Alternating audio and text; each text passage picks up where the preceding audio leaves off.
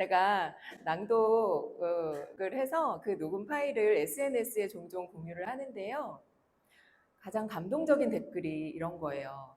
내 친한 친구가 이야기를 들려주는 것 같았어요. 책 내용이 귀에 쏙쏙 들어와요. 그런 말이 정말 감사하고요. 또 최근에 감동적이었던 댓글은 요즘 AI 소리에만 익숙해져 있었는데 이런 소리가 참 귀합니다.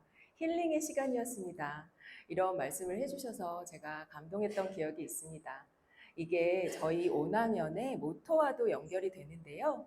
낭독 좀 하는 사람 친구. 이게 저희의 모토입니다.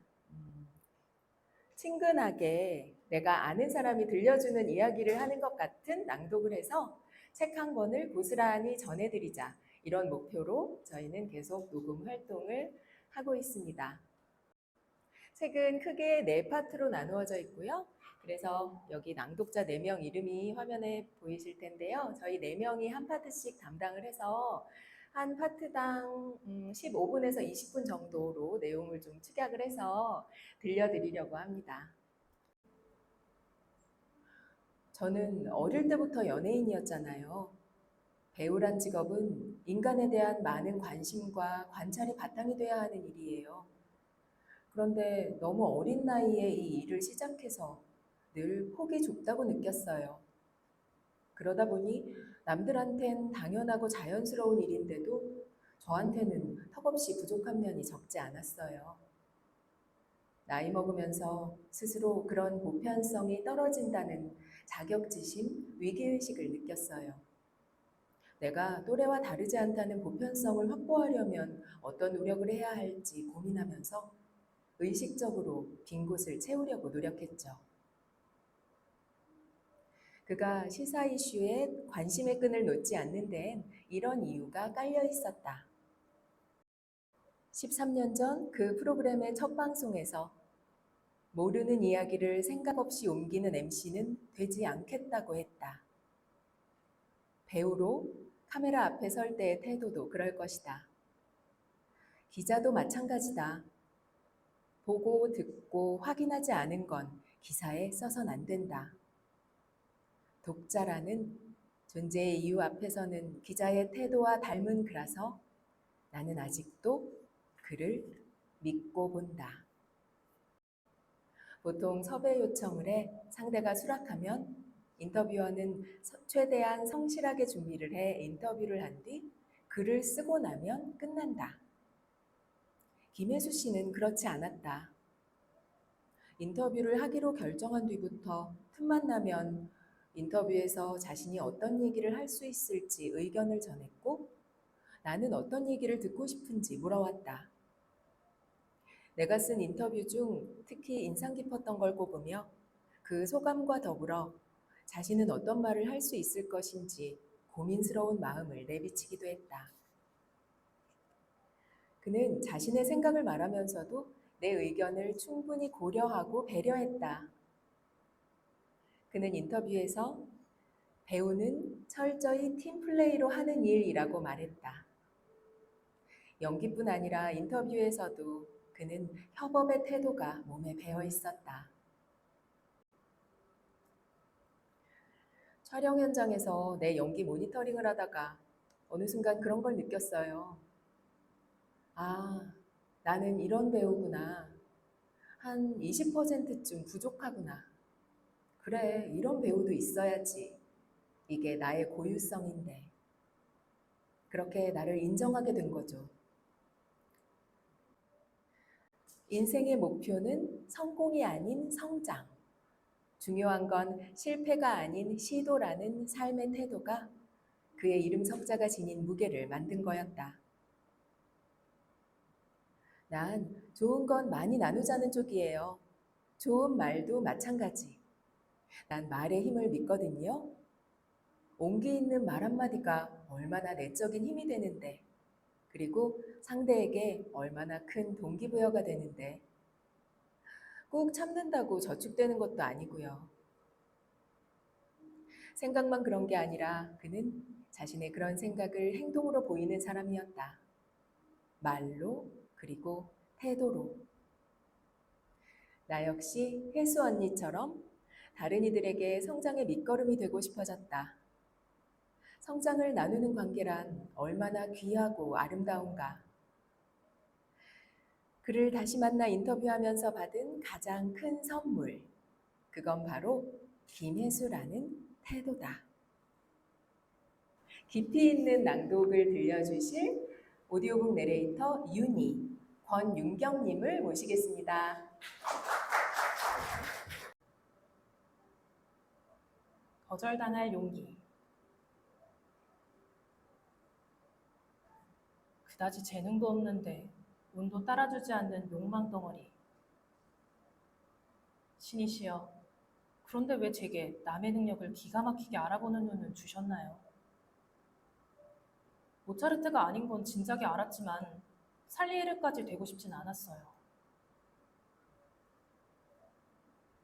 인터뷰를 하면서 적잖이 드는 감정이다. 정확히는 섭외할 때다. 독자들에게 가닿는 인터뷰는 철저히 결과다. 눈이 밝아 그런 인터뷰이를 발굴했고 운이 좋아 그가 섭외 요청을 수락했으며 인터뷰 당일 그가 무탈하게 인터뷰 장소에 도달했기에 이뤄졌으니까. 나와 인터뷰의 교감이 독자들의 마음에 공감까지 일으켰다면 그야말로 100%의 인터뷰. 이곳이 바로 인터뷰의 기쁨이다.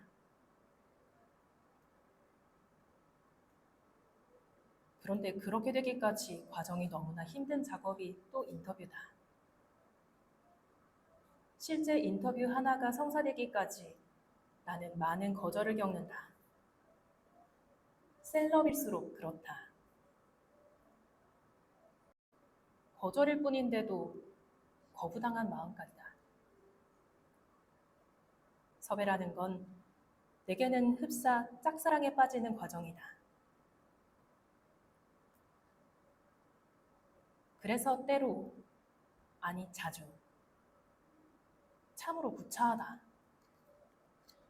이런 안달복달, 애걸복걸, 안절부절이 있단 말인가. 다행히 기자는 정치, 사회, 경제부 같은 주요 부서를 두루 돌면서 경험을 쌓는다. 단순히 어디를 출입해봤다, 누구를 취재해봤다는 경력 몇 줄이 아니라 결국은 거절당해도 포기하지 않는 법을 훈련받는 시간이다. 그 사람이 나올 때까지 기다려서 한마디를 얻어내는 뻗치기가 그렇고 때로는 쓰레기통이라도 뒤져 단서가 될 종이 쪽지 한 장을 찾아본 경험이 그러하며 일담을 나누는 주요 정치인들이 내뱉는 핵심 키워드라도 들어보려는 귀대기가 그렇다.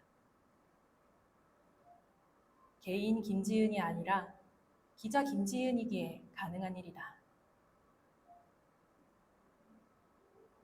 그렇게 맷집과 오기를 기른 나지만 거절당하는 일엔 도무지 익숙해지지가 않는다. 섭외가 짝사랑이라면 거절은 그 사랑에게 노우라는 답을 듣는 일이다.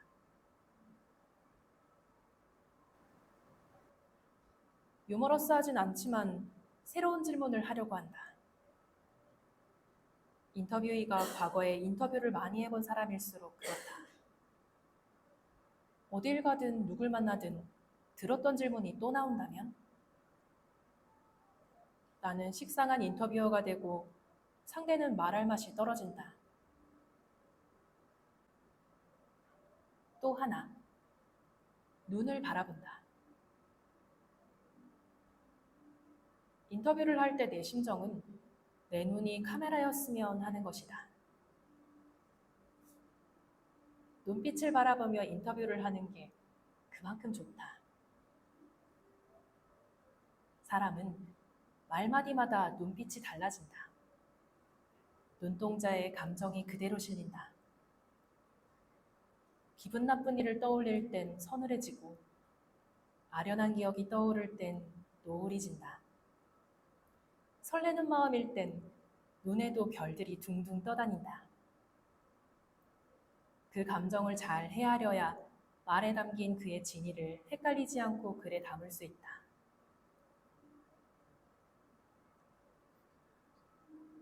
여기까지 적고 보니 그런 때 나의 눈은 과연 어떨까 궁금해졌다.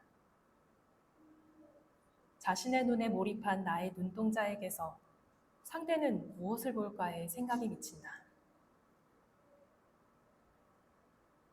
그는 내 눈동자에서 자신을 보게 되지 않을까?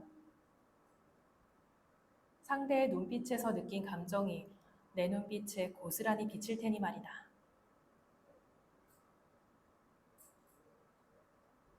인터뷰는 결국 눈빛에 대화 있는지 모른다. 재능 없는 내가 그나마 인터뷰로 여기까지 오게 된 비결을 꼽자면 성실함이려니 한다. 나의 부족함과 미흡함을 채워보려는 노력의 태도. 나는 적어도 당신이 믿어볼 만한 기자라는 걸 마음에서 마음으로 전달하려는 태도의 언어. 그 언어를 나는 좀 할 줄 아는 것 아닐까?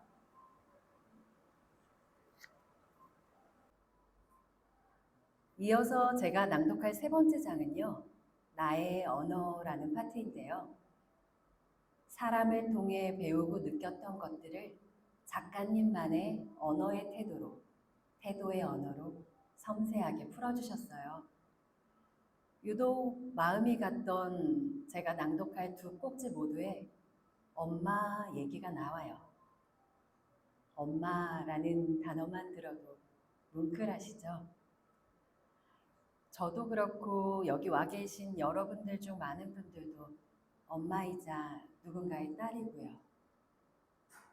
근데 오늘은요, 전 엄마라는 이름표를 떼고 오롯이 정유아로만 이 자리에 서려고 합니다.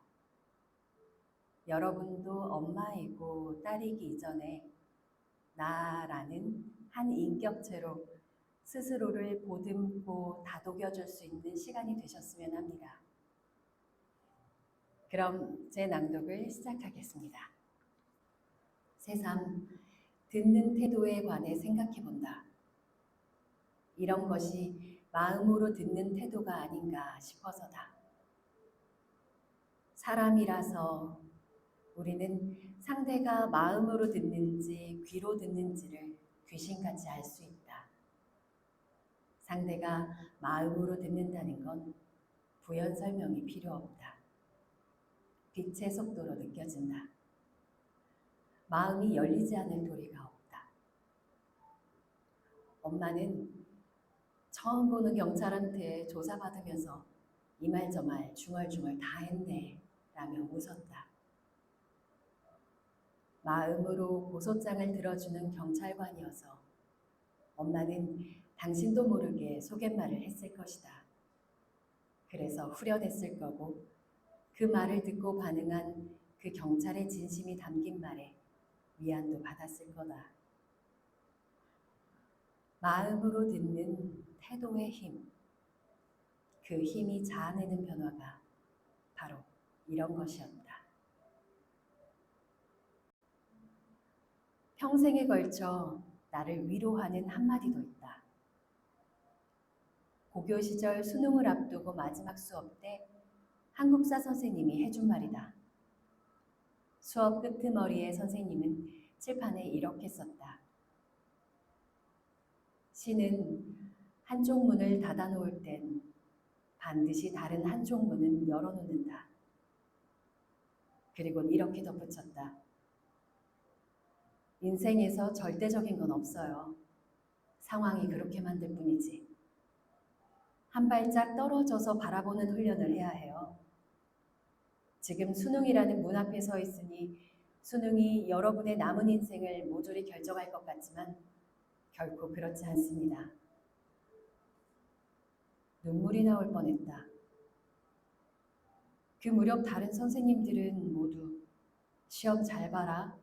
전날까지도 포기하지 마라. 잘 될 것이다. 같은 말들을 했을 것이다. 기억도 나지 않는다. 그런데 한국사 선생님은 장밋빛 응원이나 허무한 긍정의 언어 대신 지극히 현실적인 조언을 했다. 나의 노력이 반드시 내가 생각하기에 합당한 결과로 이어지는 건 아니며 그렇다고 인생이 끝나는 것도 아니라는 진리. 그 말이 그렇게 위로가 될 수 없었다. 고3 시절에 내 앞엔 의대라는 하나의 문만 있는 줄 알았지만 난 신이 마련해둔 다른 한쪽 문을 열었고 기자가 됐다. 두 스승에게서 삶의 표대를 찾았듯 기자로서 인터뷰를 하면서도 나는 사람에게서 배운다. 그래서 인터뷰를 내가 좋아하는 건지도 모르겠다. 사람이 좋아서, 세상을 사랑해서 그 호기심을 동력으로 좀 더 나은 사회를 만들고 싶어 기자가 됐는데 그런 나도 사람이 싫어질 때가 많다.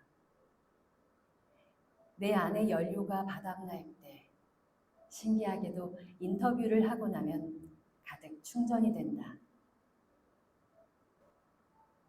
삶이라는 여정을 걷는 누구에게나 자기만의 절대적인 우여곡절이 있다.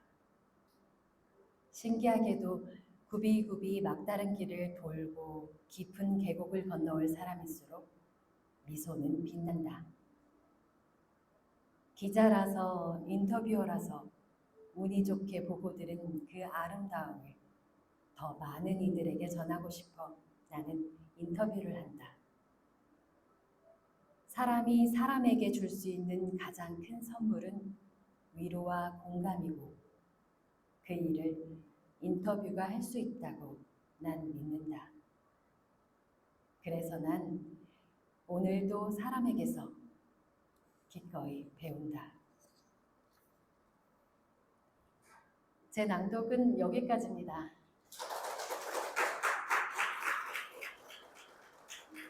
그럼 다음 낭독자 소개드릴게요.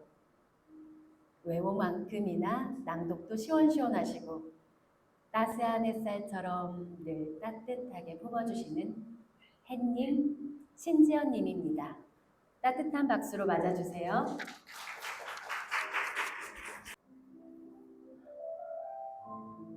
안녕하세요. 방금 소개받은 신지연입니다. 오늘 낭독회 잘 듣고 계시죠? 어떤 책에선가 제가 읽은 내용이 있어서 제가 잠깐 생각이 났어요. 낭독회는 소리의 시간. 글자들이 조금씩 사라져서 다른 몸을 갖는 시간. 오늘 이 책이 우리 낭독해 주시는 세 분 선생님의 목소리로 다시 청자님들께 잘 전달됐으면 하는 바람을 잠깐 가져봤습니다. 아까 공부에서 남주자라는 선생님의 그 얘기가 나왔는데 공부에서 남주는 것을 좀 생각해 보니 좀 늦은 것 같고 오늘 낭독해서 남주자 이거는 한번 신천해 볼 수 있을 것 같았습니다. 그래서 한번 말씀드려봤습니다. 왕년의 태도.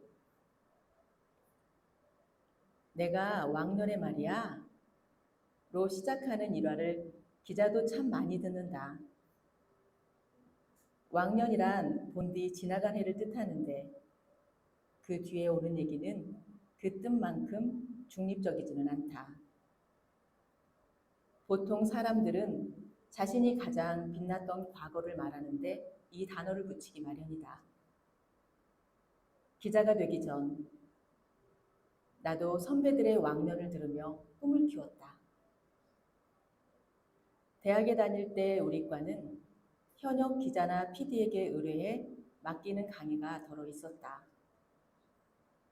나중에 한 회사에서 만나게 된 대선배 이준희 전 한국일보 사장도 첫 인연은 나의 스승이었다. 선배는 편집국장, 주필, 사장까지 기자로서 언론사에서 맡을 수 있는 중역을 두루 거친 분이다. 선배는 그래도 사석에선 캡 혹은 식용캡으로 불리는 사건 팀장을 하던 시절의 얘기를 가장 많이 하시곤 했다. 선배는 그 시절의 사건 기자는 형사나 마찬가지였다고 했다.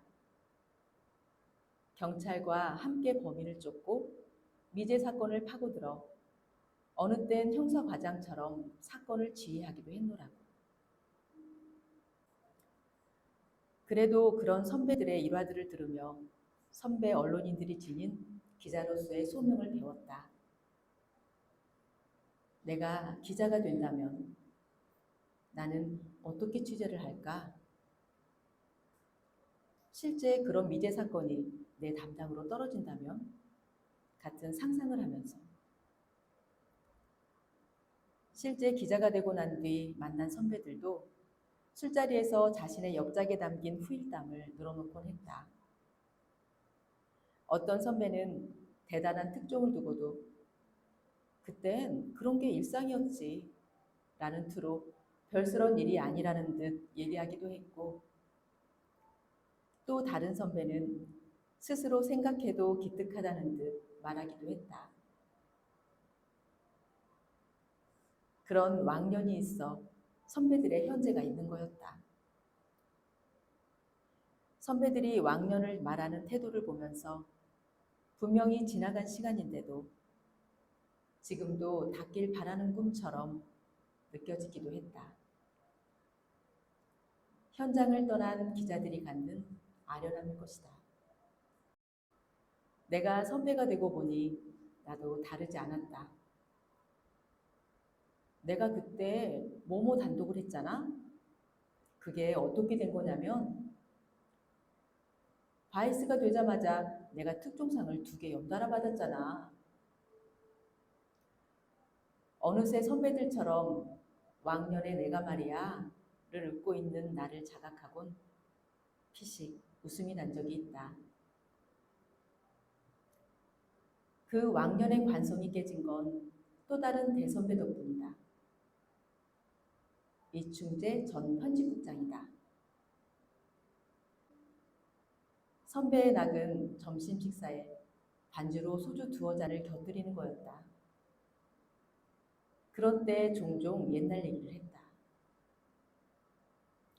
그런데 선배의 왕년은 가장 빛났던 날이 아니었다.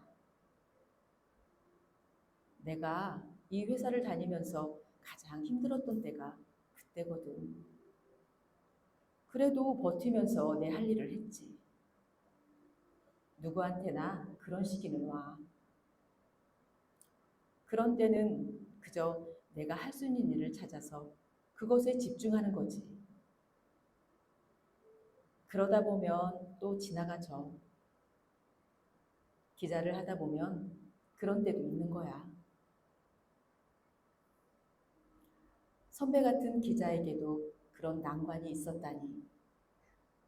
그런 강추위에도 태풍에도 버티고 지금까지 묵묵히 걸어오신 거였다니 싶었다.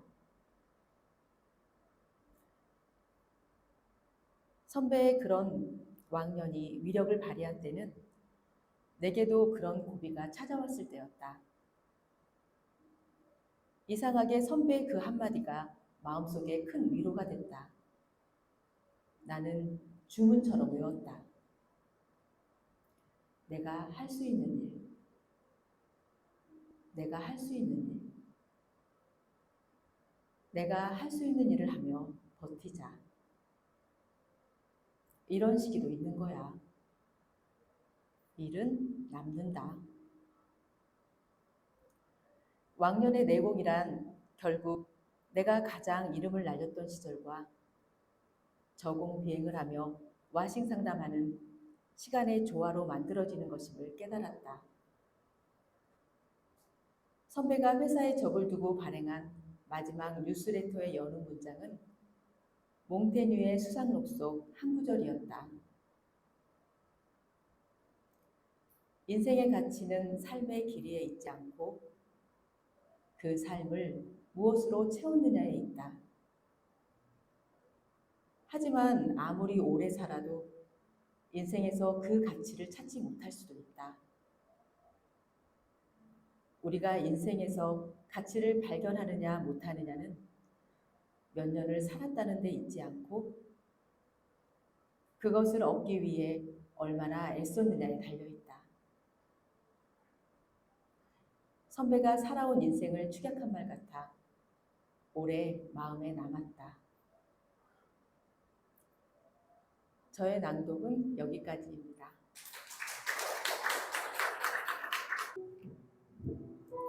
네, 조명이 이렇게 화려했군요. 네, 인사드릴게요. 안녕하세요. 낭낭한 마들렌 이경희입니다. 네, 저희 그 네 분의 그 낭독가들의 낭독을 통해서 이 태도의 언어라는 책을 좀 부족하나마 좀 읽어보셨어요. 낭독 어떠셨어요? 잘하죠? 소리가 작은, 잘하죠? 네. 낭독은 사실 다 아시겠지만 완성되는 것이 아니고 낭독을 잘하게 된다는 게 보다도 깊어지는 것 같아요. 낭독을 할수록 많이 느끼게 됩니다. 그런데 저하고 같이 공부하신 선생님들이신데 점점 더 깊어지는 게 느껴집니다. 아직은 완성된 게 아닐 수도 있고요. 완성이라는 게 없을 것 같아요. 그런데 점점 더 깊어지고 삶의 연륜과 함께 우리의 낭독도 더 깊어질 거라고 생각합니다. 오늘 저희가 들려드린 책이 태도의 언어인데 우리 청중들도 웬일인지 이렇게 다정한 소통의 태도를 갖고 계신 분들이 오늘 오시겠구나 이렇게 기대를 하고 있었습니다. 너무 감사해요. 네, 오늘 낭독해드렸던 태도의 언어 소감엽서 낭독해 주시거나 소감 말씀해 주시는 분 한 분께 이거 선물로 어머나 선생님 얼른 나오세요.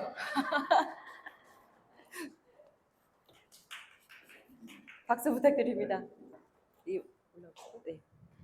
안녕하세요. 정기열입니다. 선생님 이쪽 가운데로 오시겠어요? 쓴 거는요. 낭독은 한 줄을 읽어도 내 삶을 변화할 수 있습니다. 이경희 선배님이 하신 말씀. 네. 그래서 태도가 언어된 모습을 봅니다. 오늘은 그래서 감동입니다. 이거 제 얘기입니다. 제가 이거 써갖고 왔거든요. 이거 드리려고요. 어머. 예. 책은 시간의 바다를 지나는 배다. 낭독은 킹의 배를 이끄는 등배다. 이런 이야기입니다. 네. 감사합니다. 네, 감사합니다. 선생님 정말 감사합니다. 감사합니다. 감사합니다. 네. 와 정말 멋진 선물이에요. 이거 어떡하죠? 와 어머나 이렇게 멋지게 가득가득 채워주셨어요. 지면을 너무 감사합니다. 네, 정말 감사합니다, 선생님들. 자, 이 남 앞에서 낭독하는 게 쉬운 일만은 아닙니다. 그렇죠? 예, 낭독 안 하셔도 괜찮아요. 선물 드려요. 행운 번호 좀 추첨해서 선물 드릴게요. 여기 나오셔서 직접 선물 하나 골라가시면 되겠습니다. 크다고 좋고 작다고 나쁜 거 아니에요. 예, 정말 좋은 선물은 나에게 유용한 물건이 좋은 선물입니다. 예, 어떤 게 유용할지 몰라요. 예. 혹시 선물을 못 받으셨더라도 너무 섭섭해 마시고 나가실 때 기념품 꼭 받아가세요. 선생님들 기념품 준비되어 있죠? 네, 기념품 드리겠습니다. 저희가 3월에 한낮의 낭독회, 4월에 봄날의 낭독회, 그리고 6월에 여름마중 낭독회로 여러분을 만났습니다. 7월과 8월에는 여러분도 그렇고 다들 휴가 때문에 일정들이 복잡하시잖아요. 그래서 저희 낭독회도 여름 휴가로 하겠습니다. 여름 동안 저희가 좋은 작품 또 탐색하고 검토해서 가을에 잘 준비해서 귀한 자리 마련해 보겠습니다.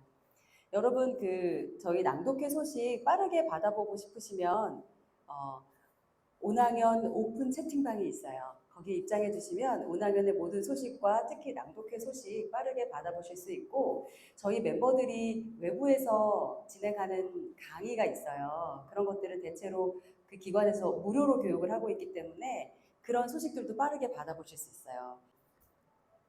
저희 5학년 이제 낭독회 마무리하면서 인사드리고 마무리할게요. 저희 오늘 저를 포함해서 5명 참여를 하게 되었는데 저희는 4명이 더 있어요. 정식 멤버가. 낭독하시는 분들이 4명이 더 있고 또 기술 지원 이사님 또 한 분 계세요. 엔지니어분. 그리고 또 한 분 회원분 더 계신데 저기 아기 회원 한 분 계세요. 예비 회원이라고 할까요? 네. 지난 4월 봄날의 낭독회에 참여했던 윤술 선생님께서 만삭의 몸으로 오셔서 낭독을 하셨거든요. 그 배에 있던 아기가 태어나서 지금 한 2달 가까이 됐습니다. 그 아기도 우리 예비 회원으로 우리 치고 있어요. 그렇게 해서 저희 지금은 5학년 이렇게 진행이 되고 있고, 저희가 지금 아직 시작 단계라서 많은 것들이 미약합니다. 그렇지만 앞으로 더 창대해지는 모습 보여드리겠습니다. 다음번 낭독회에 또 만나 뵙기로 약속하고요. 저희 선생님들 나오셔서 인사 다 같이 하고 마무리하겠습니다. 자, 오늘 애써서 준비하시고 멋지게 낭독해 주신 네 분 박수로 격려해 주시고 인사하고 마무리하겠습니다. 감사합니다. 네, 감사합니다. 안녕히 돌아가세요. 날씨가 아직 좀 굳어서 좀 가시기가 불편할 것 같지만 조심히 잘 살펴가시기 바랍니다.